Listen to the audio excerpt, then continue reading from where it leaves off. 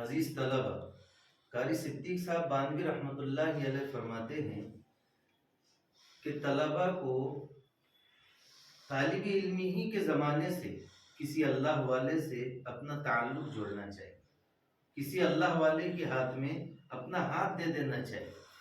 اللہ والوں کا تعلق اللہ سے ہوتا ہے۔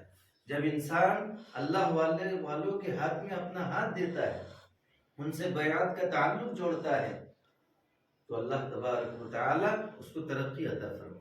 اللہ تعالیٰ نے فرمایا یا ایھا الذین آمنوا اتقوا اللہ وکونوا مع الصادقین، اے ایمان والو تقوی اختیار کرو اور سچوں کے ساتھ میں رہو۔